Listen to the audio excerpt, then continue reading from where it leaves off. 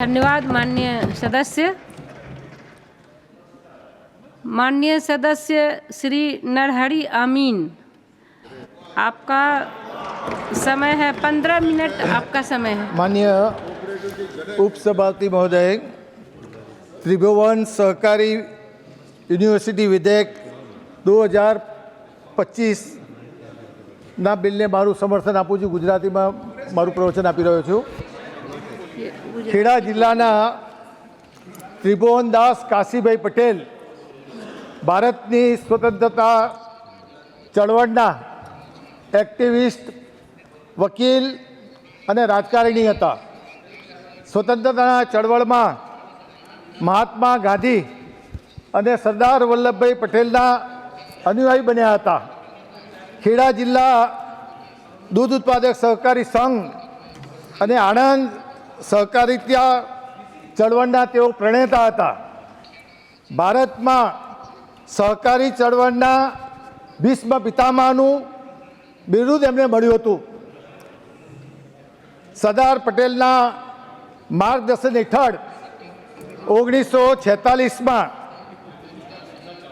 Gujarat cooperative milk marketing federation, Anand Amul dairy અને national dairy development બોર્ડની સ્થાપના કરી સહકારી ચળવળનો પાયો નાખવાનું કામ ત્રિભુવનદાસ પટેલે કર્યું હતું। આજે અમૂલ ડેરી માત્ર ભારતની જ નહીં પણ એશિયાની સૌથી મોટી ડેરી છે, જે નાના અને મધ્યમ કક્ષાના લાખો ખેડૂતોની જીવાદોરી સમાન છે। આપણે ત્યાં સહકાર ક્ષેત્રની પ્રવૃત્તિઓ एक रीते सहकारी प्रवृत्तिओने तपस्वीओना कारणे विकसी है अने आ क्षेत्र में गुजरातनी एक उज्जवल परंपरा रही है। छेल्ला 10 वर्षथी आदरणीय वडाप्रधान नरेन्द्रभाई मोदीना नेतृत्व हेठळनी सरकार द्वारा खास करीने ग्रामीण विकास अने कृषि क्षेत्रना विकास माटे सहकारी प्रवृत्तिओने एक नवुं स्वरूप आपवानी दिशामां घणुं काम थयुं छे। केंद्र सरकार में अलग सहकार मंत्रालयनी रचना थई अने सहकारी प्रवृत्तिनो व्याप वधारी बधा राज्यों में एक समान विकास थाय ते माटे दिग्दृष्टि संभाळना अभिगम साथे एक नवा सहकारी आंदोलन ने नवी ऊंचाईए पहोंचाडवानुं काम सरकारे करेलुं छे। विना सहकार नहीं उद्धार आवा ध्येय मंत्र साथे वर्षोथी राज्य में अनेक सहकारी संस्थाओं काम करी रही है। दूध मंडळीओ, खेत उत्पादन बजार संघ, धिराण मंडळीओ, जिला सहकारी बैंकों अने खास करीने सेवा सहकारी मंडळीओए गुजरातना सहकार क्षेत्र ने आगवी ओळख आपवानुं काम करेलुं छे। सहकारी मंडळीओ अने सेवा सहकारी मंडळीओ सहकारना सिद्धांतोने अनुसरीने लोकशाही ढबे पोताना सभासदोनो विकास साथे समाज प्रत्ये पोतानुं उत्तरदायित्व पण अदा करे छे। कोविडनी महामारी दरमियान सेवा कार्योमां आपणी सहकारी संस्थाओ मोखरे रही हती। पोताना सिद्धांतो अने मूल्यनी जाळवणीनी साथे साथे संकटना समये लोकोने मददरूप करवा कोई कसर बाकी राखी नथी। सेवा सहकारी मंडळीओ राज्य में आर्थिक उत्पादननो महत्वनुं योगदान आपेलुं छे। साथे साथे राज्यना सामाजिक समरसतानी भावना फैलाववानुं पण अगत्यनुं कार्य करेलुं छे।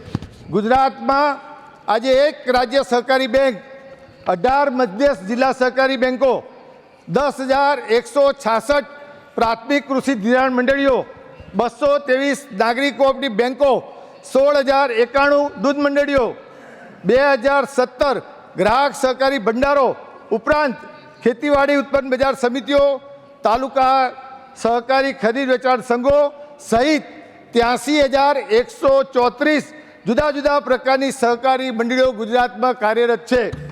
देश में 8 लाख थी वधारे सहकारी मंडळीओ छे, जे ग्रामीण भारतना लगभग 98% हिस्सा ने आवरी ले छे। आवी सहकारी मंडळीओ लगभग 30 करोड़ लोको आ मंडळीओ साथे जोड़ायेला छे। एटले के दर 5 मांथी 1 देशवासी कोई ने कोई रीते सहकारी क्षेत्रे जोड़ायेलो छे। સમગ્ર વિશ્વની સહકારી મંડળીઓમાં 25% સહકારી મંડળીઓ ફક્ત ભારત દેશની છે. ખાસ કરીને ગ્રામીણ ક્ષેત્રના વિકાસ અને અર્થવ્યવસ્થાને સુદૃઢ બનાવવા માટે સિંહ ફાળો આપેલો છે. નાની નાની સેવા સહકારી મંડળીઓ ખેડૂતોને સ્થાનિક ઉકેલ પૂરા પાડતા કેન્દ્રો ચલાવવા, ખાતર અને બિયારણનું વિતરણ કરવું, પેટ્રોલ અને ડીઝલની છૂટક દુકાનો ચલાવી, પાણીના વ્યવસ્થાપનની દેખરેખ રાખી અને સોલર પેનલ લગાવવા જેવા અનેક પ્રકારના કામો સાથે સંકળાયેલી છે. સમગ્ર દેશમાં મહારાષ્ટ્ર અને ગુજરાત રાજ્યનું સહકારી ક્ષેત્રમાં ખૂબ જ મોટું પ્રદાન રહેલું છે. મહારાષ્ટ્ર અને ગુજરાતની સહકારી પ્રવૃત્તિનો અભ્યાસ કરવા માટે દેશના અનેક રાજ્યોના સહકારી આગેવાનો તેમજ વિશ્વના અનેક દેશના સહકારી આગેવાનો અભ્યાસ કરવા મહારાષ્ટ્ર અને ગુજરાતમાં આવે છે. ગુજરાત રાજ્ય એ અનેક રાષ્ટ્રીય કક્ષાના સહકારી આગેવાનો આપેલા છે, જેમાં શંભુભાઈ પટેલ, જયરામભાઈ પટેલ, આત્મારામ પટેલ, દ્વારકાદાસ પટેલ, શંભુભાઈ શાંતિભાઈ પટેલ, પોપટલાલ વ્યાસ, અરવિંદભાઈ મણિયાર, પરથી ભટોળ, ગલબાભાઈ ચૌધરી, મોતીભાઈ ચૌધરી જેવા અનેક સહકારી આગેવાનોએ ગુજરાતની સહકારી પ્રવૃત્તિને વેગ આપવાનું કામ કરેલું છે. હાલના કેન્દ્રીય અને ગૃહ સહકાર મંત્રી અમિત શાહ જ્યારે ગુજરાતમાં ભાજપ યુવા મોરચાના આગેવાન હતા 1999માં, ત્યારથી જુદી જુદી સહકારી પ્રવૃત્તિ સાથે તેઓ સંકળાયેલા હતા. આદરણીય અમિતભાઈ શાહ એશિયાની સૌથી મોટી એડીસી બેંક, જેની 106થી વધુ બ્રાન્ચો હાલ અમદાવાદ ડિસ્ટ્રિક્ટ બેંકમાં છે, તેના વર્ષો સુધી તેઓ ચેરમેન રહ્યા. ગુજરાત સ્ટેટ કોઓપરેટિવ બેંકના પણ વર્ષો સુધી ડિરેક્ટર રહ્યા. દિગ્વિજયસિંહ જતા રહ્યા. મારે એમને કહેવું છે કે તમે કહ્યું ને કે મોદી સાહેબે આ ગૃહમંત્રીને સહકાર વિભાગ કેમ સોંપ્યું. 1999થી એ યુવા પાકના આગેવાન હતા, ત્યારથી સહકારી ક્ષેત્રનો અનુભવ છે. ગ્રામ્ય કક્ષાની સહકારી પ્રવૃત્તિથી માંડીને રાજ્ય કક્ષાની રાષ્ટ્રીય સહકારી સંસ્થાઓ સાથે એમણે કામ કરેલું છે. એટલા માટે નરેન્દ્રભાઈ મોદી એમને સહકારી વિભાગની જવાબદારી સોંપી છે. આઝાદીના 70 વર્ષ પછી માનનીય વડાપ્રધાન શ્રી નરેન્દ્ર મોદીએ સહકારી પ્રવૃત્તિને સમગ્ર દેશમાં ધમધમતી થાય અને દેશમાં સહકારી માધ્યમના વિકાસ થાય તેમાં સહકારી પ્રવૃત્તિનું પ્રાધાન્ય આપવા માટે વર્ષ 2021માં સહકાર મંત્રાલય અલગ બનાવવામાં આવ્યું અને તેની જવાબદારી માનનીય અમિતભાઈ શાહને સોંપવામાં આવી. હાલ 4-5 વર્ષના સમયમાં સમગ્ર દેશમાં સહકારી પ્રવૃત્તિને વેગવંતુ બનાવવાનું કામ માનનીય ગૃહમંત્રી અમિતભાઈ શાહે કર્યું છે. અને આ 5 વર્ષમાં ગુજરાતમાં તાલુકા કક્ષાથી માંડીને જિલ્લા કક્ષાથી માંડીને રાજ્ય કક્ષાની તમામ સહકારી સંસ્થાઓ ભાજપના આગેવાનો દ્વારા ચાલી રહી છે. એક જમાનો હતો 25 વર્ષ પહેલાં ગુજરાતની તમામ સહકારી સંસ્થાઓ એ કોંગ્રેસ પાસે હતી. આજે કોંગ્રેસ પાસે 0 સંસ્થાઓ છે. બધી સંસ્થાઓ ભારતીય જનતા પાર્ટીના આગેવાનો મારફતે ચાલે છે. અને સહકારી આગેવાનો, સહકારી સભાસદોને વિશ્વાસ છે કે ભારતીય જનતા પાર્ટી અને અમિતભાઈના સારાના માર્ગદર્શન હેઠળ સહકારી પ્રવૃત્તિને વધુને વધુ વેગ મળવાનો છે અને એના સભાસદોને વધુને વધુ ડિવિડન્ડ મળે છે. આજે ગુજરાતમાં અનેક રાજ્ય કક્ષાની સહકારી મંડળીઓ, સંસ્થાઓ એવી છે કે સભાસદોને 15%થી માંડીને 20% સુધી ડિવિડન્ડ આપવાનું કામ એ ગુજરાતની સહકારી સંસ્થાઓ કરી રહી છે. સહકાર મંત્રાલયમાં જ્યારે કોંગ્રેસનું શાસન હતું ત્યારે 2013-14માં ફક્ત 122 કરોડ રૂપિયાનું બજેટ હતું. જ્યારે આજે માનનીય વડાપ્રધાન નરેન્દ્રભાઈ મોદીના સરકારમાં સહકાર વિભાગનું બજેટ 1183 કરોડનું બજેટ છે. કોંગ્રેસના બજેટ કરતાં 9 ગણું વધારે બજેટ એ નરેન્દ્ર મોદીએ સહકાર વિભાગને ફાળવેલું છે. સહકારી મંડળીઓમાં કાર્યશૈલીમાં સુગમતા લાવવા માટે અત્યાર સુધીમાં સરકારે 63,000થી વધુ પ્રાઇમરી એગ્રીકલ્ચર ક્રેડિટ સોસાયટીઓ કોમ્પ્યુટરાઇઝેશન પ્રક્રિયા પૂર્ણ કરી દીધી છે. સરકાર દ્વારા 225 કરોડના ખર્ચે દેશની 1851 ખેતી બેંકોને registration of cooperative society કચેરીઓનું computerisation કરવાનું કામ પણ શરૂ કરી દીધું છે. સરકારે સમૃદ્ધિના વિઝનને સાકાર કરવા માટે ભારત સરકારના સહકાર મંત્રાલયે દેશભરમાં સહકારી ક્ષેત્રને પુનર્જીવિત અને મજબૂત કરવા વિવિધ ઇનિશિયેટિવ હાથ ધર્યા છે. આ ઇનિશિયેટિવના કારણે હાલમાં જે રાજ્યો તેમજ કેન્દ્ર શાસિત પ્રદેશોમાં હાલ કોઓપરેટિવ મુવમેન્ટ સારી સ્થિતિમાં નથી, ત્યાં પણ સંસ્થાઓ મજબૂત બનશે અને એ રીતે દેશની સહકારી સંસ્થાઓ મંડળીઓને સમાન વિકાસ સુનિશ્ચિત રહેશે.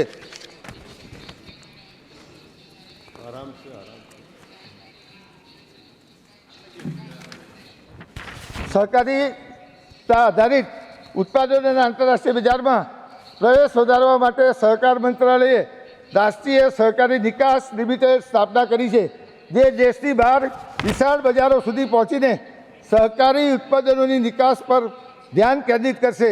આજે દેશમાં 8,863 સહકારી સંસ્થાઓ એના સભ્ય બની ચૂકી છે. દેશની પ્રાઇમરી એગ્રીકલ્ચર ક્રેડિટ સોસાયટીઓને મલ્ટીપર્પઝ અને મલ્ટી ડાયમેન્શન બનાવવા માટે બધા રાજ્યોને માટે માર્ગદર્શનનું મોડલ બાયલોઝ બનાવ્યા છે અને તેના સભ્યપદનો વધુ વ્યાપક બનાવવા જોગવાઈઓ કરી છે, જેનાથી મહિલાઓ, SC, ST સમુદાયને પૂરતું પ્રતિનિધિત્વ મળવાનું છે. દેશના 32 રાજ્યોમાં આ બાયલોઝનો અમલ પણ કરી દેવામાં આવ્યો છે.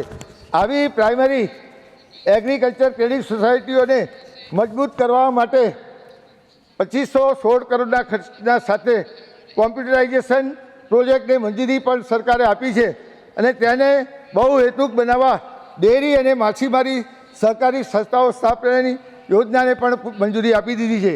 આગામી 5 વર્ષમાં દેશની વિવિધ સંસ્થાઓ અને ભારત સરકારની વિવિધ યોજનાના સંકલ્પ દ્વારા સહકારી ક્ષેત્રને વિશ્વની સૌથી મોટી વિકેન્દ્રિત અનાજ સંગ્રહ યોજનાને પણ મંજૂરી આપી છે, જેનાથી અનાજનો બગાડ અને પરિવહનનો ખર્ચ પણ ઘટશે. ખેડૂતો પોતાના ઉત્પાદનનો વધુ સારો લાભ પણ મેળવી શકશે. ગ્રામીણ સ્તરે જેનરિક દવાઓની અને ખેડૂતોને ખાતર સંબંધિત સેવાઓ સરળ રીતે ઉપલબ્ધ થાય તે માટે પ્રાઇમરી એગ્રીકલ્ચર સોસાયટી અને પ્રધાનમંત્રી જન ઔષધિ કેન્દ્રો તેમજ કિસાન સમૃદ્ધિ કેન્દ્રો ચલાવવા માટે સક્ષમ બનાવવામાં આવ્યા છે, જેના કારણે આજે 36,193 પ્રાઇમરી એગ્રીકલ્ચર ક્રેડિટ સોસાયટી કાર્યરત થઈ છે. આ ઉપરાંત સહકાર મંત્રાલયે શ્વેત ક્રાંતિ 2.0 અંતર્ગત આગામી 5 વર્ષમાં ડેરી સહકારી મંડળીઓને દૂધ ઉત્પાદનમાં 50% વધારો કરવાનો લક્ષ્યાંક પણ રાખેલો છે. દેશની ખાંડ સહકારી મિલોને મજબૂત કરવા માટે 10,000 કરોડની લોન યોજના શરૂ કરેલી છે અને તેમના જૂના પડતર દાવાઓનું નિરાકરણ પણ કર્યું છે, જેનાથી આવી મિલોને 46,000 કરોડથી વધુ રાહત મળી શકે છે.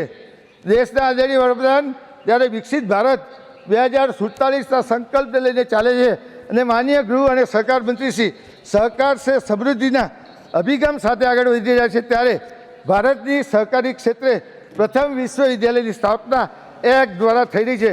સરકારે અત્યાર સુધીમાં સુગર મિલોને કૃષિ મિત્ર માટે પણ કામ કર્યું છે. NCDC દ્વારા સહકારી ક્ષેત્રના વિકાસ માટે પણ કાર્ય કરવામાં આવ્યું છે. અત્યાર સુધીમાં સહકારમાં તાલીમ, શિક્ષણ, રિસર્ચ, ગ્રામીણ વિકાસ સંસ્થાઓની કાર્યક્ષમતા સુધારવા માટે કોઈ ચોક્કસ નીતિકીય પ્રક્રિયા નથી. તેને આ એક અમ્બ્રેલા નીચે લાવવાથી સહકારી પ્રવૃત્તિઓનો વ્યાપ વધશે અને વૈશ્વિક હરીફાઈમાં ટકી રહેવાશે. દેશમાં સહકારી આંદોલનના એક સર્વગ્રાહી શૈક્ષણિક સ્વરૂપ આપવા હેતુથી ત્રિભુવન સહકારી વિશ્વવિદ્યાલયની સ્થાપનાનો પ્રસ્તાવ રજૂ કરવામાં આવ્યો છે. આ વિશ્વવિદ્યાલયની સ્થાપનાથી સહકારી સંગઠનોને સુદૃઢ વહીવટ, સર્વાંગી વિકાસ માટે નવી શિક્ષિત પેઢી અને પ્રોફેશનલ તૈયાર થશે. વૈશ્વિક માપદંડો પ્રમાણે પરિવર્તનો આવશે, સંસ્થાઓની કાર્યક્ષમતા વધશે અને સહકારી આંદોલનને વૈશ્વિક હરીફાઈને અનુરૂપ બનાવી દેશની સંસ્થાઓને વિકસિત પણ કરવામાં આવશે. રાષ્ટ્રીય સહકારિતાના વિકાસ નિગમ દ્વારા યુવા સહકાર cooperative enterprise sports and innovation યોજના દેશભરમાં ચલાવવામાં આવે છે. તેનો મુખ્ય ઉદ્દેશ નવી રચાયેલી સહકારી મંડળીઓને પ્રોત્સાહિત કરવાનું અને જે મંડળીઓ 3 મહિનાથી કાર્યરત છે તેને આર્થિક મદદ કરવાનું કામ પણ સરકાર કરી રહી છે. આ યોજના હેઠળ ઉત્તર પૂર્વીય રાજ્યની મંડળીઓમાં નીતિ આયોગ દ્વારા પસંદ કરાયેલી મંડળીઓ તેમજ જેમાં 100% સભ્યો SC, ST, દિવ્યાંગ અને મહિલા સભ્યો હોય તેવી મંડળીઓને 80-20ના ધોરણે સહાય આપવામાં સરકારે નિર્ણય કરેલો છે. રાષ્ટ્રીય સહકારી વિકાસ નિગમ દ્વારા કિસાન શારીરિકતાને મજબૂત કરવા અને પાકનું ઉત્પાદન વધારવા સાથે અન્ય યોજનાઓ પણ અમલમાં મૂકવામાં આવી છે. હોસ્પિટલો, આરોગ્ય સંભાળ, મેડિકલ, નર્સિંગ અને પેરામેડિકલ શિક્ષણ અને આરોગ્ય વીમા આવરી લેતી આયુષ્યમાન સહકાર યોજના પણ અમલમાં છે.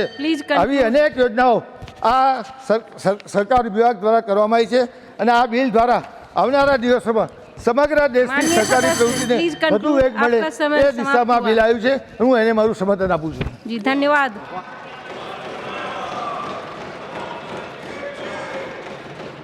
माननीय सदस्य सुश्री डोल